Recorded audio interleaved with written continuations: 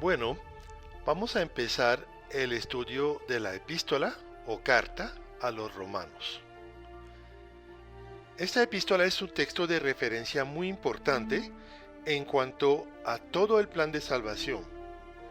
En ninguna otra parte de la Biblia se presenta el Evangelio en forma tan clara y sistemática.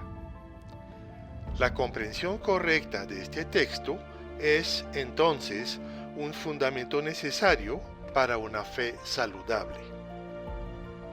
Vamos a leer, entonces, en el capítulo 1, los versículos 1 al 17. Pablo, siervo de Jesucristo, llamado a ser apóstol, apartado para el Evangelio de Dios, que él había prometido antes por sus profetas en las Santas Escrituras, acerca de su Hijo, nuestro Señor Jesucristo, que era del linaje de David según la carne, que fue declarado Hijo de Dios con poder, según el Espíritu de Santidad, por la resurrección de entre los muertos, y por quien recibimos la gracia y el apostolado, para la obediencia a la fe en todas las naciones por amor de su nombre, entre los cuales estáis también vosotros, llamados a ser de Jesucristo. Y todos los que estáis en Roma, amados de Dios, llamados a ser santos, gracia y paz a vosotros, de Dios nuestro Padre y del Señor Jesucristo. Primeramente, doy gracias a mi Dios mediante Jesucristo con respecto a todos vosotros, de que vuestra fe se divulga por todo el mundo. Porque testigo me es Dios, a quien sirvo en mi espíritu en el Evangelio de su Hijo, de que sin cesar hago mención de vosotros siempre en mis oraciones, rogando que de alguna manera tenga al fin, por la voluntad de Dios, un próspero viaje para ir a vosotros, porque deseo veros para comunicaros algún don espiritual a fin de que seáis confirmados. Esto es, para ser mutuamente confortados por la fe que nos es común a vosotros y a mí. Pero no quiero, hermanos, que ignoréis que muchas veces me he propuesto ir a vosotros, pero hasta ahora he sido estorbado, para tener también entre vosotros algún fruto como entre los demás gentiles. A griegos y a no griegos, a sabios y a no sabios soy deudor. Así que en cuanto a mí, pronto estoy a anunciaros el Evangelio, también a vosotros que estáis en Roma. Porque no me avergüenzo del Evangelio, porque es poder de Dios para salvación a todo aquel que cree, al judío primeramente y también al griego. Porque en el Evangelio la justicia de Dios se revela por fe y para fe, como está escrito, mas el justo por la fe vivirá. En primer lugar, se presenta el autor de la carta, Pablo, quien nos es familiar por todo lo que el libro de los Hechos nos relata sobre su vida. En este versículo 1, Pablo dice tres cosas de él mismo. Primeramente, se define como siervo, es decir, esclavo de Jesucristo. La palabra griega doulos viene de la palabra deo, que significa atar, encadenar, encarcelar. Pablo no se considera libre frente a Cristo, sino que le pertenece y está atado a él. En segundo lugar, Pablo se define como apóstol por llamado específico de Dios. El Nuevo Testamento usa la palabra apóstoles en primer lugar para referirse a los 12 hombres especialmente escogidos por Jesús para acompañarlo en su ministerio terrenal. Cuando, por causa de la traición y muerte de Judas, los 12 se encuentran incompletos, eligen a Matías en base a dos criterios.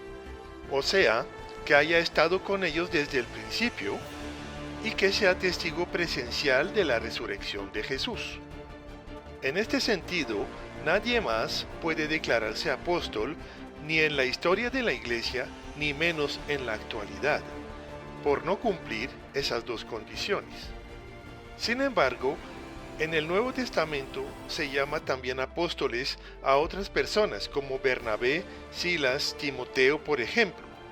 En este caso, se trataba de personas poderosamente usadas en enseñanza y evangelización y se cumplía el sentido de la palabra apóstol, que significa enviado o mensajero.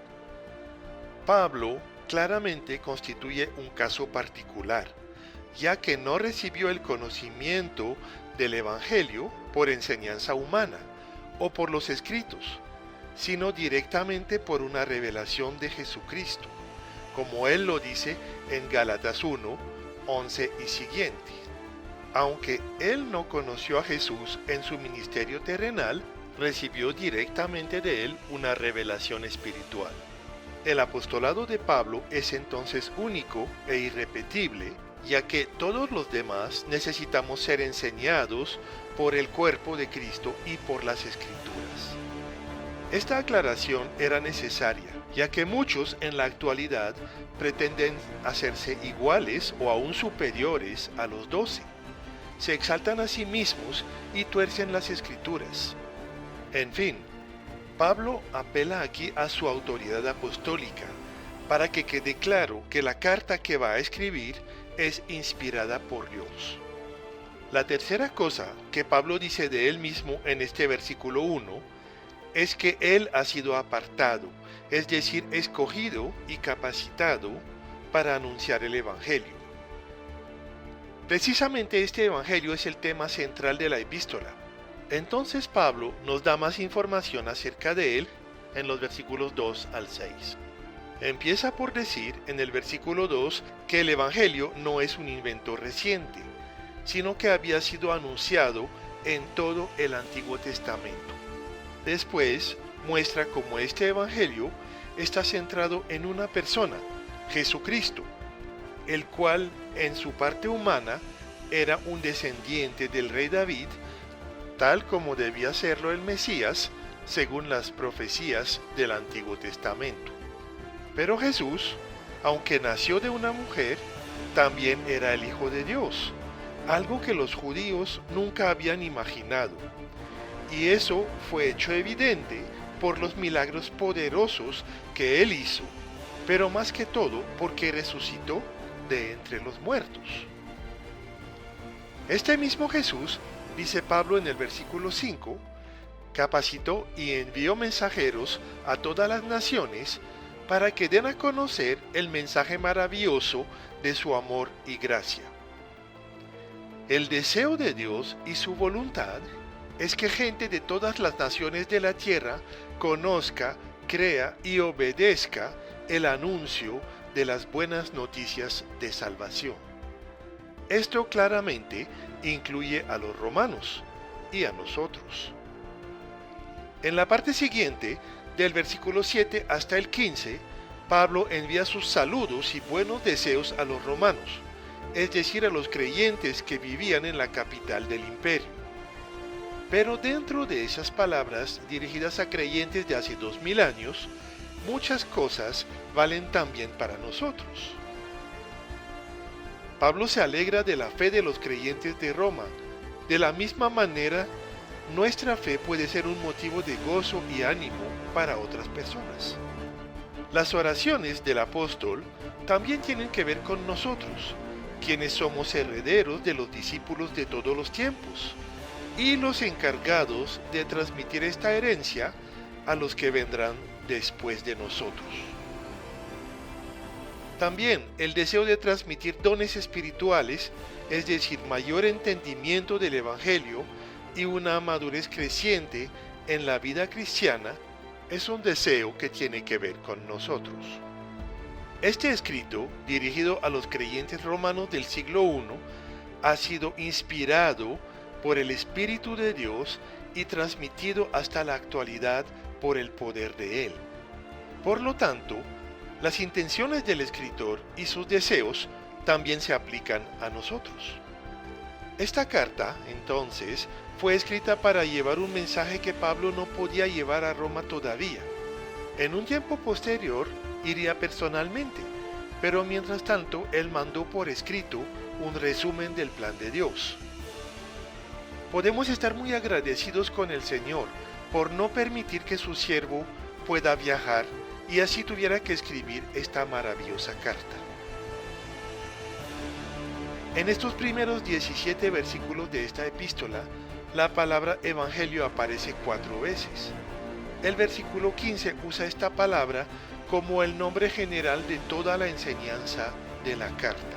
Más tarde, en la historia de la iglesia, se llegó a llamar evangelios a los 4 relatos que nos llegaron de la vida de Jesucristo. Pero eso no era el sentido original.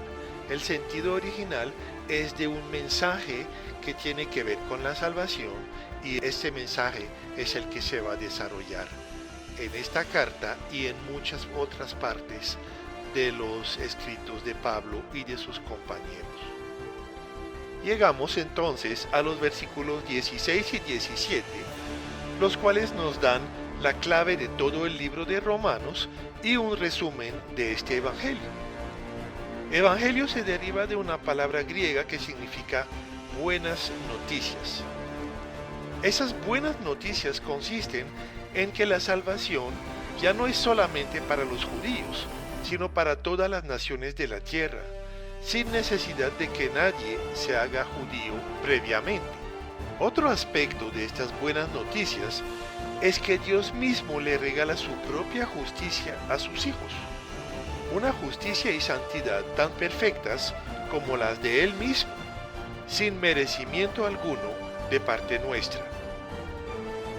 La última parte mencionada en esos versículos tiene que ver con la forma como se recibe la salvación, y por tanto se recibe la justicia y la santidad. Esa forma es la fe, la que descarta cualquier obra meritoria. El cumplimiento de la ley es fruto de la obra del Espíritu en los hijos de Dios, nunca la forma de llegar a agradarle a Él. Solamente creyendo en Cristo y en su obra recibimos la vida eterna. Esto es entonces el tema central de esta epístola a los romanos que vamos a estudiar.